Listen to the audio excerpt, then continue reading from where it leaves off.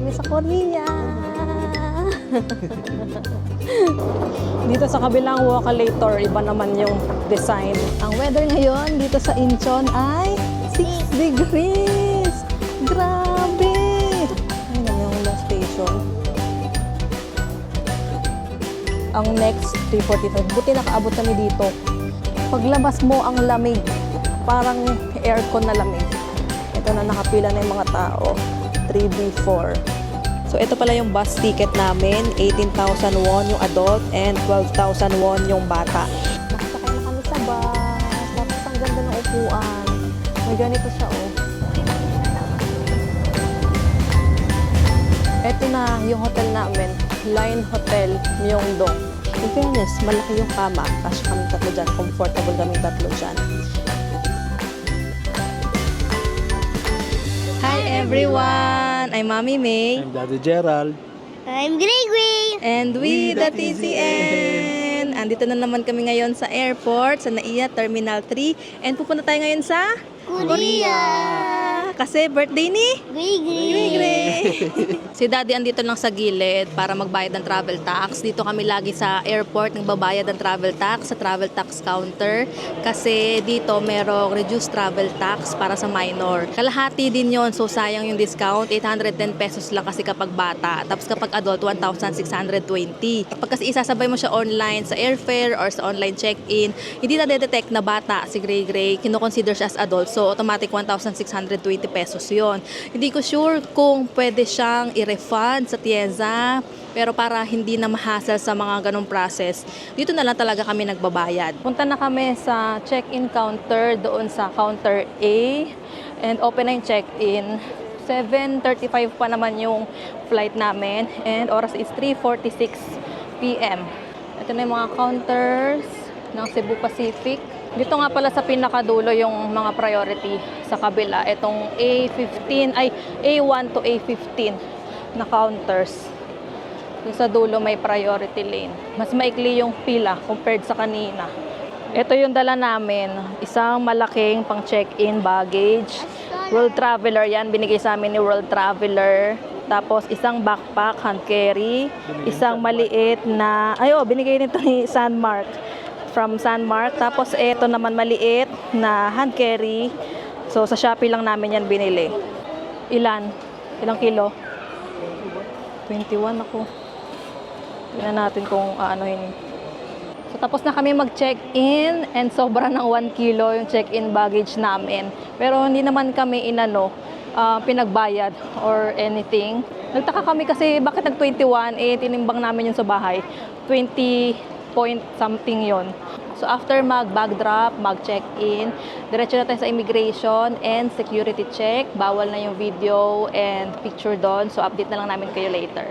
So nandito na kami sa boarding area, pero hindi pa ito yung totoong boarding area namin. Nakikiupo lang kami. Dito kami sa may gate 115, pero ang boarding gate talaga namin is 107 dun sa kabilang dulo. Isip ko namin baka maraming tao. So nakita namin to na bakante. Dito muna kami umupo. Walang mga tao dito, iilan lang.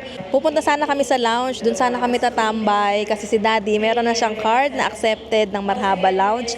Ang kaso naman, ang daming tao, as in nakapila sila. Tapos may mga nakalista. Parang pinakita sa akin nung nag-a-assist doon na staff is para mga 10 yung nakalista doon. So baka isang tao lang yung nakalista doon. Tapos marami pa silang kasama, di ba? So dito na lang kami tumambay. Tapos mamaya pupunta na lang kami doon sa mga kainan para mag-dinner bago mag-flight. Kasi ang flight namin is 7:30 p.m. Alanganin siya for dinner. Though, pwede naman kami kumain doon sa mismong loob ng eroplano. Pero baka kasi makatulog na si Gray noon kasi hindi siya nag-nap time ngayon. Pero okay lang kasi para makatulog siya the whole flight since midnight yung flight natin. Ubusin na niya lahat ng energy niya ngayong araw para makatulog siya ng maayos sa airplane mamaya. Gumilid lang ako ng konti kasi tutok na tutok pala sa akin yung araw kanina. But anyway, ayun nga kanina sa immigration, dun sana kami pipila sa regular lane. Kasi parang lang parang mas konti yung tao doon compared sa priority lane. Pero may mga staff na nagbabantay doon. Sabi sa amin, doon daw kami pumila sa priority lane kasi may kasama kaming bata.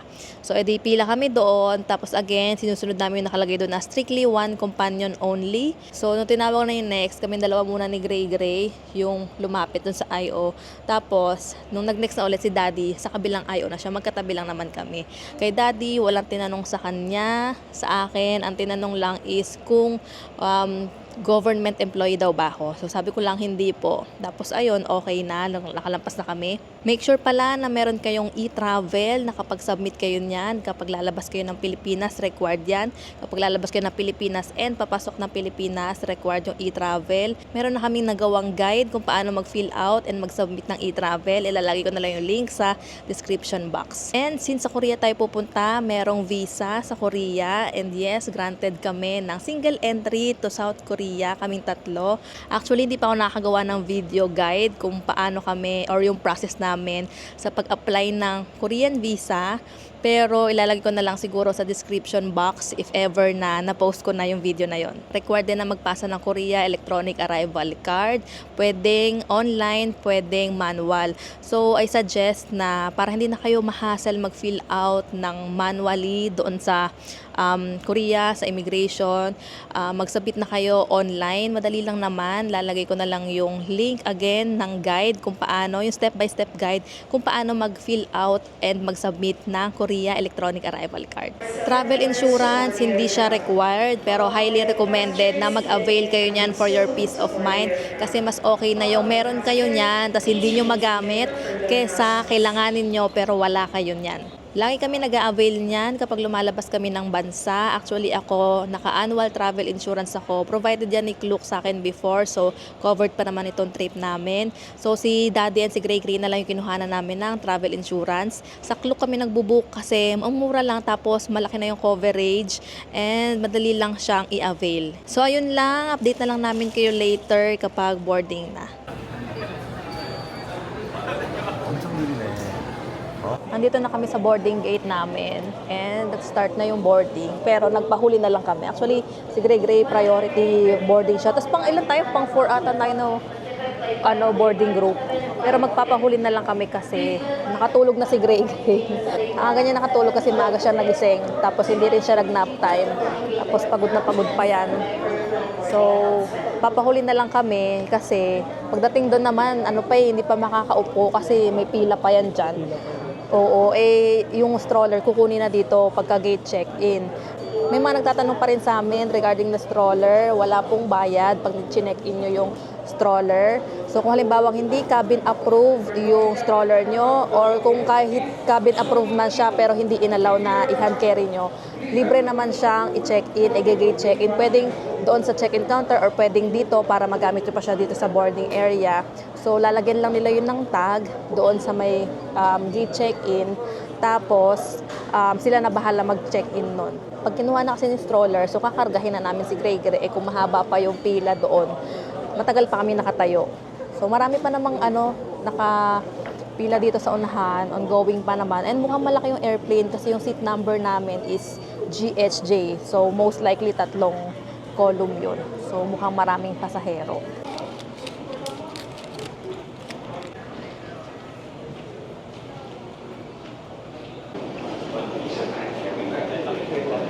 Ayan si Daddy, karga niya si Gray, buhat niya yung stroller. Tapos ako dito sa maleta tsaka sa isang backpack. Kasi yung stroller doon pa yan kukunin sa dulo yung bago sumakay ng airplane. Nakasakay na kami sa airplane. Nagising na si Gray kasi nung binuhat siya kanina nagising siya. Pero okay lang kasi para makakain pa kami ng dinner. Mag-order na lang kami ng dinner dito. Spaghetti daw yung kay Daddy order. Kay Gray noodles? Yes. Yes. Daddy, Yes. noodles daw sa akin. Sure. Gusto ko. Noodles daw yung dinner ni Gray. Update na lang namin kayo later. Muni-muni pa yan si Gray. Dumating na yung order namin. Medyo matagal kasi siya yung iniinit na meal. Tapos yung kay Gray yung late in order pero mas una pang dumating kasi nga yung mga snack bar inuuna yung mga meals bago yung snack bar. Tapos, syempre yung mga noodles, ganyan lang naman. Ayan siya. Gray seafood noodles. Tapos, sa akin, itong penne chicken bolognese. Tapos kay daddy, ayan, tom yum.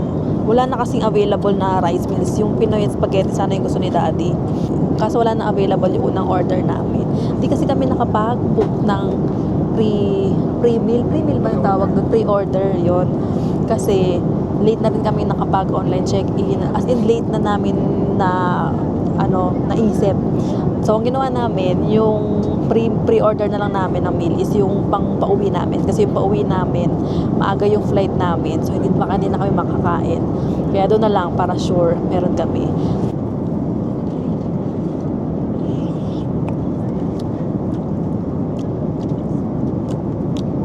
Bakit ang lalaki ng mga carrots?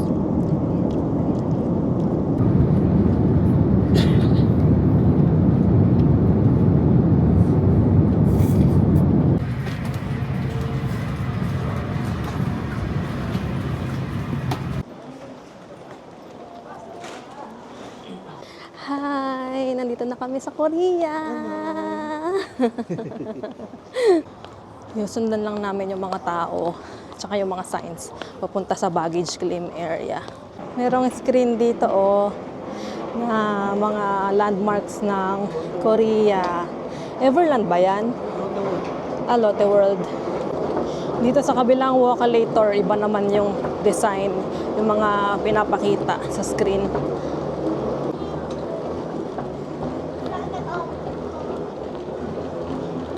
Hi! Welcome to Incheon Airport! Incheon.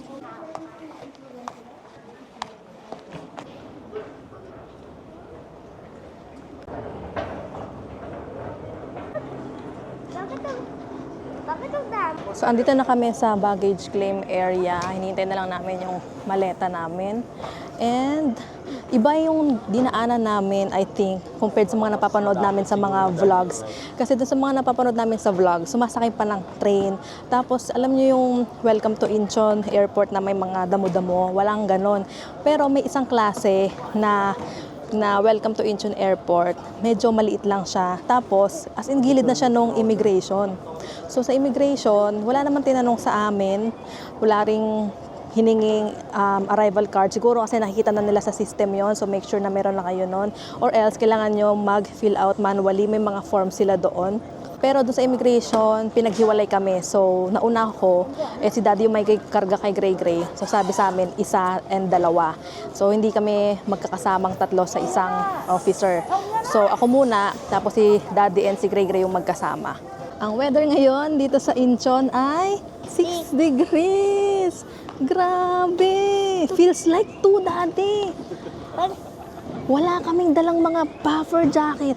Kasi sabi ni daddy, kaya na daw namin kasi end of March na pa-spring na. Pero based sa mga nakikita ko mga weather update and sa forecast, malamig pa nga. Parang highest is 15, ganyan. Tapos lowest nagsi-6, ganyan. Pero si daddy, ayaw na niya magdala ng puffer jacket kasi nga, sa maleta. Gusto sana namin, isang maleta, isang check-in baggage lang yung dadali namin. Sabi ni daddy, okay na yan, meron naman tayong heat tech. Okay na kahit sweater, heat tech lang. Pero as alamigin person, kinakabahan ako dito sa weather ng Korea. Sabi kasi nila, iba daw talaga yung lamig dito sa Korea. So sabi ni daddy, if ever daw na hindi talaga kayanin lamig, tingin na lang kami ng mga puffer jacket dito. Si Gray lang talaga yung dinala namin ng mga makakapal na outer, as in doble-doble if kakayanin. Pero wala kaming mga puffer jacket talaga. Mga heat tech thermals ang marami kaming dala para if ever, doble-doble na lang.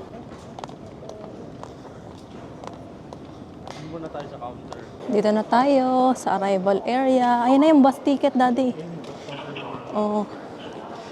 Check muna namin dito sa kiosk kung anong oras yung available na bus schedule. Yung dong station yung lumalabas Ayun back. Ayun yung dong station. 5. Let's go. Try namin dito sa mismong counter. Kasi may nakalagay dun sa screen na merong 1:40 AM kanina. Tapos ito yung nakikita namin sa Google Maps. N6701 na bus. Tapos bababa kami dito sa Uljiro Station, Lotte Hotel, and lakad na lang papunta dun sa hotel namin. or Ujiro Iku Station. Ojero. Japanese? Filipino.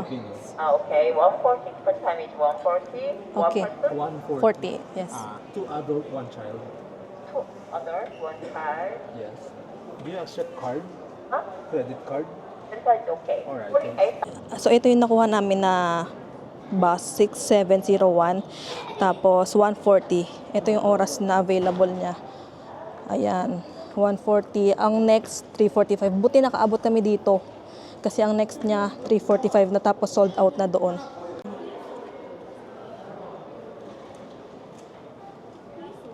Meron nga dito, Bi. Mali lang yung pinili mo na ano. Ah, hindi, sold out na, oh. Dito.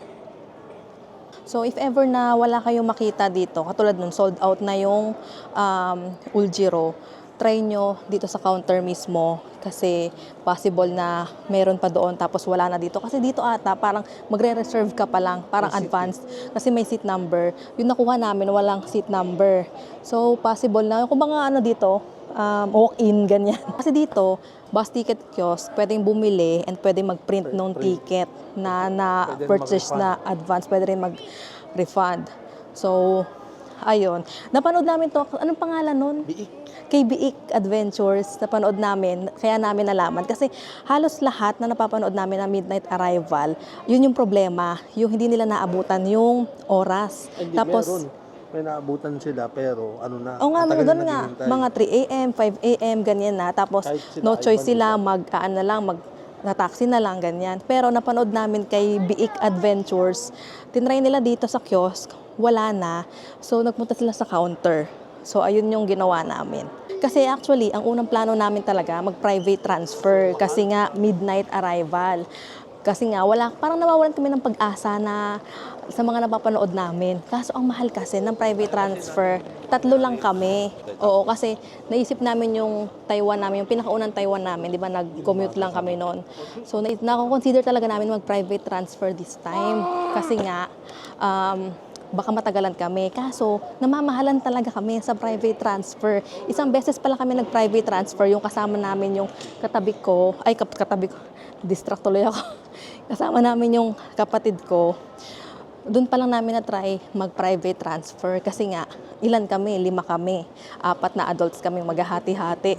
Convenient sa convenient yung private transfer kung marami kayo. Pero 3 lang kami, bata pa yung isa. So namamahalan talaga kami sa private transfer. Lumabas na kami, punta na kami doon sa bus stop. Anong bus stop sabi? Bus 3, no? 3B4. Paglabas mo ang lamig, parang aircon na lamig. Ay, ayun na, may mga nakapila na. Pero hindi naman yung lamig na nanginginig na mas, nasasakit yung kamay, kagaya dun sa Tokyo namin na pagdating namin. Dito tolerable naman.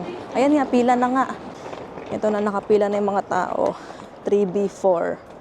So, andito na kami sa bus stop, dun sa sakayan, sa 3B4. Ito yung sinabi sa amin dun sa pagbili ng ticket. And yes, nakabili kami ng ticket doon sa bus ticket counter. Buti na lang talaga napanood namin yung vlog nila, Biik Adventures. Kasi lagi namin nakikita na midnight arrival. Yun yung problema nila, yung bus. Parang 3 a.m. na, 5 a.m. na. So, naghihintay sila ng matagal dito, or kumukontrata sila ng mga Pinoy or nagta-taxi, may ganon. Kanina may lumalapit sa atin. Oo, kanina may lumalapit sa amin, nangungontrata, pero kasi, Korean taxi, parang ganon. Kasi chinek namin dun sa bus ticket. Di ko alam kung mali lang talaga yung na-check namin kasi Myeongdong Station yung una namin chinek, 5 a.m.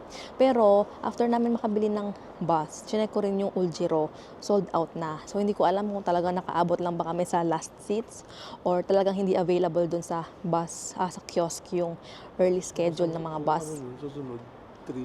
O, tapos ang next na, 3:40 a.m. na. Buti talaga nakaabot kami dun sa 1:40.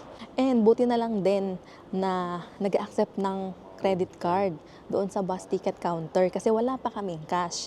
Tapos, after namin bumili, nag-try kami maghanap ng ATM, pero out of order, sarado, umakyat na rin si Daddy sa departures, yung nakita niya wala, pero hindi kasi namin nalibot lahat. May mga signage na go to gate 9, 11, pero maaalanganin na kami sa oras kasi 1:40 nga yung bus namin. And hindi pa naman namin kailangan ng cash ngayon kasi diretso lang naman kami. Itong bus na to, diretso na doon sa Myeongdong, tapos pagbaba ng bus stop, lakad na lang doon na sa hotel. Sana lang walang security deposit yung hotel, or sana tumanggap ng credit card, or sana pwedeng kinabukasan na lang paggising. So, let's see na lang, let's see. So, ito pala yung bus ticket namin, 18,000 won yung adult and 12,000 won yung bata. So, wala siyang seat number kasi nga parang walk-in lang kami, hindi reserved. Yung mga maleta and stroller doon sa ilalim ng bus. Yung maleta lang pala yung pinapasok, itong stroller pwede daw dalhin sa loob. For 3. Thank you. Let's go. Dito tayo para doon si Daddy sa kabila. Dito tayo, Gray. Go. Nakasakay na kami sa bus. Tapos ang ganda ng upuan. May ganito siya, oh. Para hindi ka mulaglag pag nakatulog ka. Tapos dalawa dito, si Daddy mag-isa doon. Tapos merong dito sa paa. Tapakan. Ayun, oh. Yan, Gray. Ayan, oh, may tapakan. Tapos, pwede kang sumandal. Sandal ka dito. Ayan, di ba? So comfy. Baka puno pa dito pag 7 na ako. Oo naman, paglaki mo. On time din sila dito. Exactly 1:40. Exactly 1:40, umalis na yung bus. So, maiiwan talaga kayo kapag 1:41 kayo dumating. Katulad ng nangyari sa akin sa Japan, naiwan ako ng bus. Sasakay. Yung ilaw. Parang lang buwibi siya, tapos buwibi ito. Tapos buwibi. Pero tayo na. Let's go.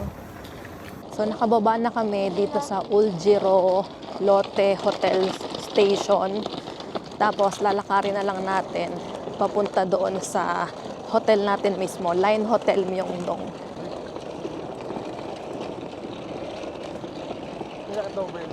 Ito na yung hotel namin, Line Hotel Myeongdong. Ay, sa gilid eh. Sa gilid yung daanan. Ayun. Yan, Line Hotel. 4th floor to 9th floor. Dito ba? Dito ba?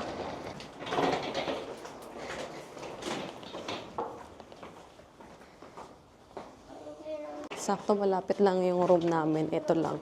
Same floor lang sa lobby area. 504. So, nandito na tayo sa hotel natin, which is Line Hotel Myeongdong, and wala namang security deposit na hiningi sa amin. May mga rooms dito na walang window, tapos may nakalagay na note doon. Pinabasa lang sa amin, may mga English translation naman, na huwag daw gagamit yung heater kasi possible na uminit compared sa may window na room. Itong room namin may window.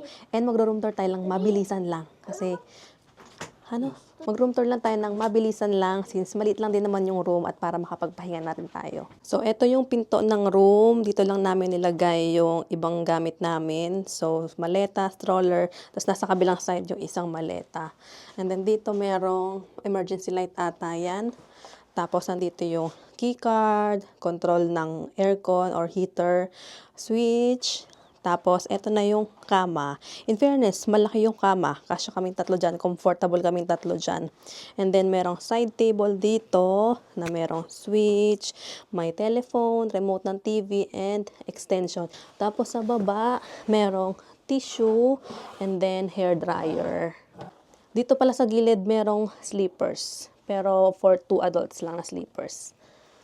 And then, ito yung gilid ng pinto. Ayan, meron ditong hangeran. May mga hanger na provided. Tapos, dito sa baba, lagayan ng gamit. Meron ditong electric kettle. Andito na yung mga bag namin gamit. And then, ito yung information about sa remote control, Wi-Fi password, and then ito yung D&D tsaka makeup room. Tapos sa baba is may ref.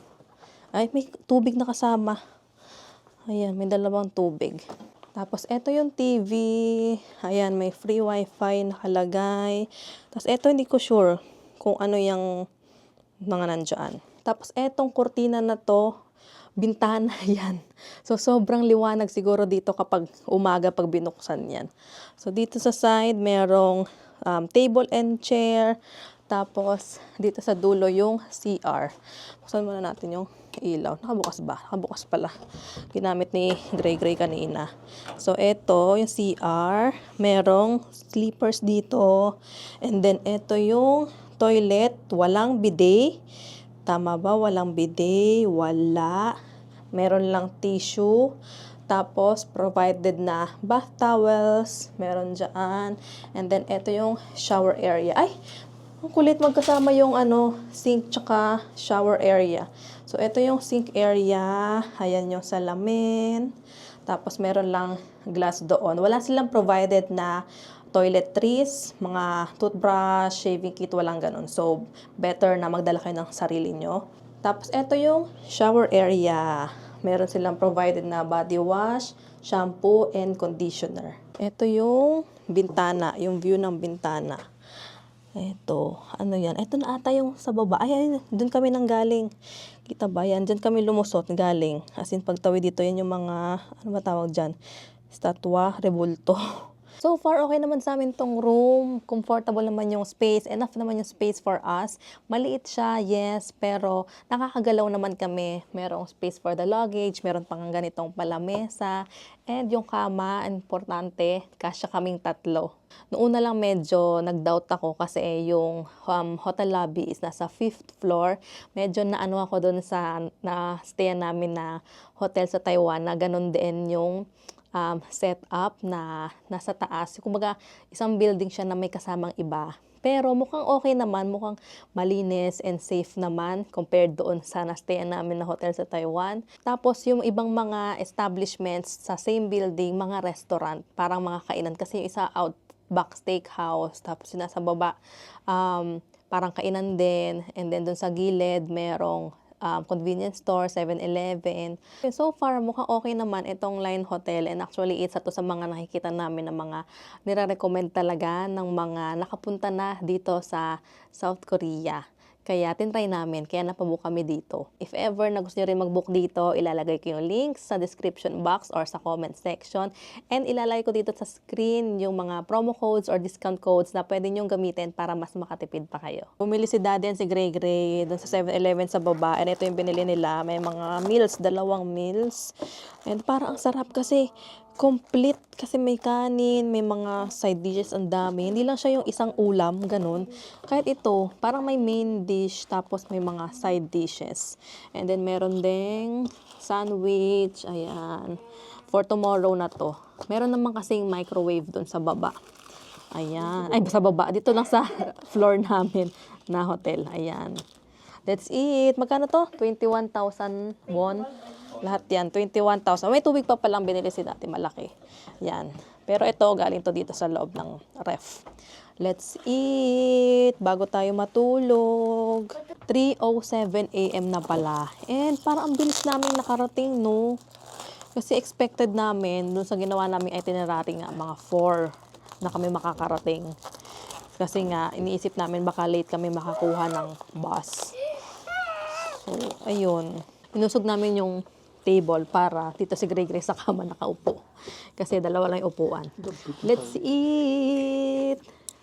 First meal natin dito sa South Korea. 7-Eleven. Yung kanin parang ano, no? Malapit. Sarap nito. Parang lata na sausage. Ito ano to, chicken? Parang maanghang. Parang kimchi na Ay, Wait lang. Parang kimchi chicken nga. Maanghang. ano? Maganda na sa'yo. Tapos eto, tikman ko lang lahat. Ang darap! Uy. Siopay.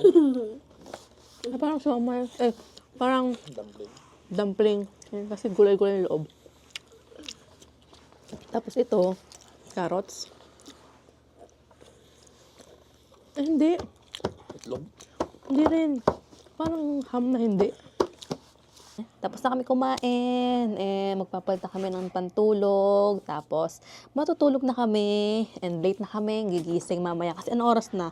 3:26 a.m. na. So, late na kami gigising. Pero actually, medyo napaaga nga kasi expected namin mga 4 a.m., 5 a.m. pa kami makakarating sa hotel. So, game changer talaga yung 1:40 a.m. na bus na nakuha namin. Thankful talaga kami na nakaabot kami.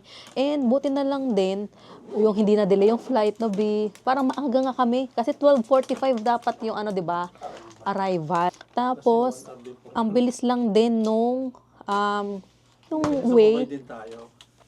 Di ba usually Oo. Oo, nagpauna kami kasi usually nagpapahuli kami na lumabas na eroplano. yung bus. Yun nga. So, nagpauna kami. Talagang nakipag-sabayan kami dun sa mga, yung pagka-announce pa lang na yung may get your bag. Tumayo na si daddy para nakapwesto na doon. Tapos, feeling nga namin, iba yung dinaanan namin. Kasi based sa mga vlogs na napapanood namin, parang ang haba pa ng iba yung magte-train pa, ganon. Or baka pag umaga lang yun. Kasi wala. May ganun ba na ano?